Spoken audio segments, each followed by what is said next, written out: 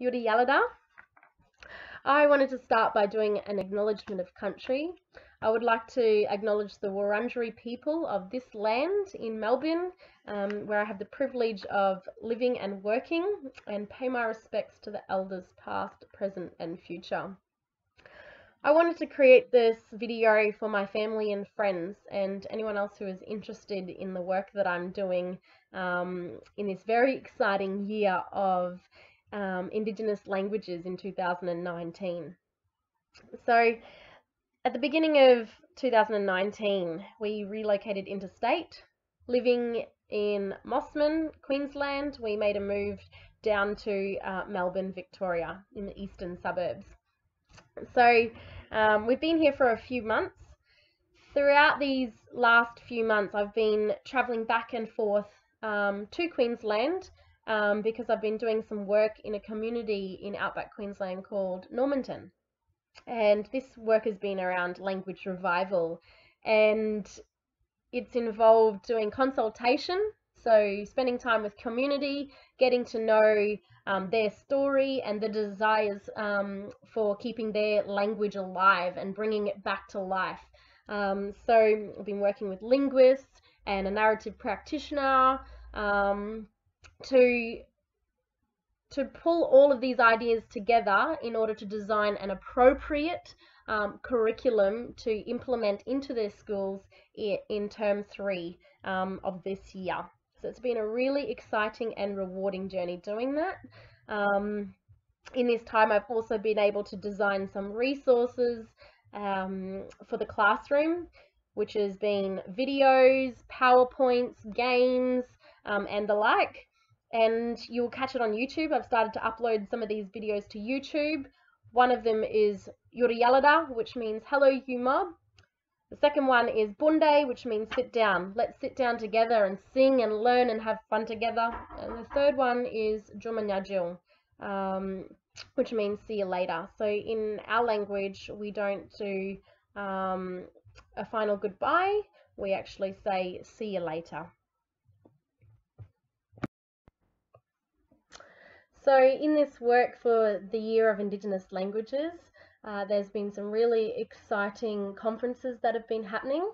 We had the Banaguyero Forum in Cairns last week with people coming together to really preserve the Aboriginal and Torres Strait Islander languages that exist in our country and promoting this language revival work that's going on.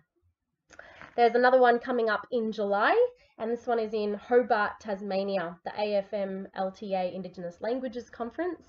I have the honour and privilege of presenting at this conference for a 40-minute session, and the presentation that I'm going to focus on is consultation. So consultation is the very important part of language revival programs, and the success of a language revival program is often determined by this consultation process, where permission is gained and exchanging of information with the language owners of the language revival program. The next conference that will be coming up after that is August. In Darwin, we've got the Polina Indigenous Languages Tech Conference, and I'm excited to be a participant of that conference and really just going to work on collaboration and strengthening relationships and partnering with people who are in this field of work so that we can really honour the languages that do exist in this country. So as separate to the Indigenous languages work that's going on in this country this year, I've been doing a number of other things as well. And one of them is Indigenous hip hop projects. Now, I started with these guys back in 2013, and a lot of the work that I was involved in was traveling around the country to particularly remote Aboriginal communities and running dance workshops and leadership workshops, and really eliminating that word shame that exists in a lot of our Aboriginal communities and holds people back from being really strong and independent leaders of the next generation. So it's about promoting messages of healthy mind, body, spirit, and culture. And since moving to Melbourne, this is where the company is based, and I've been getting involved with all of the events that are happening around here locally. For example, festivals and weekend events, and that's been really fun and nice to be getting back into the swing of my performing arts as well. I have been running my Arbonne business on the side as well, which is a beauty, health and wellness business. And if you'd like to hear more about that, I've got a website and I can send you more information. Definitely has been really valuable to stay connected with my Arbonne team, who are all about motivation, inspiration, personal development, growth, and just leaning on each other to walk through life together. And to have a support network like that has just been like a second family. And I'm really thankful to have my Arbonne family. We've got a conference coming up in August as well at the Gold Coast, so I'm going to be there. I've registered and I'm ready to take my business to the next level. So if there's anyone out there who doesn't want to miss out, there's still time. I've also been studying through Alpha Crucis online. I was studying with Royals College in the physical sense while in Cairns, but now that I've transitioned, a lot of my study is online. I'm only studying part-time. I'm doing a diploma of leadership, which is Christian leadership, and it's been really good to just stay disciplined with my own personal Bible reading and reading of books for all of that personal growth as well. So I really love writing assessments. Call me a nerd, but that's been a really worthwhile journey to embark on, and I will be nearly halfway at the end of this semester. So that's some of the work that's been happening. We are very grateful for our move to Melbourne, and we've been spending a lot of quality time with our O'Brien family down here.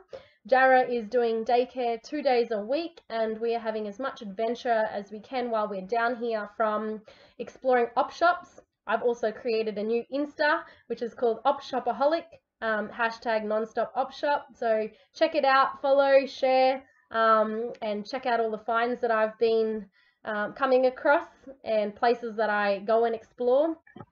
I created a second Instagram page, and it's called Quotes by Talia. So for the last few years, I've been reflecting on conversations with people during time in church, or when I'm praying to God. I feel like I've just had these quotes and sayings come to mind, and so I've written them all down in my journals, and I've always wanted to do something with them, but just never really got around to it. So by creating an Instagram page, I just hope to share some of these quotes with you, and if you're reading them, I hope that they will encourage you, or maybe just think about life from a different perspective. And yeah, so check out Quotes by Talia on Instagram, follow it and share it. I'd really appreciate that. I'm going to wrap up this video now with saying thank you for your time. And if you haven't already, check out what's going on this year for the Year of Indigenous Languages, because it's such a significant year for us as Aboriginal and Torres Strait Islander people, plus other Indigenous people all around the world. So, Jumanyajil.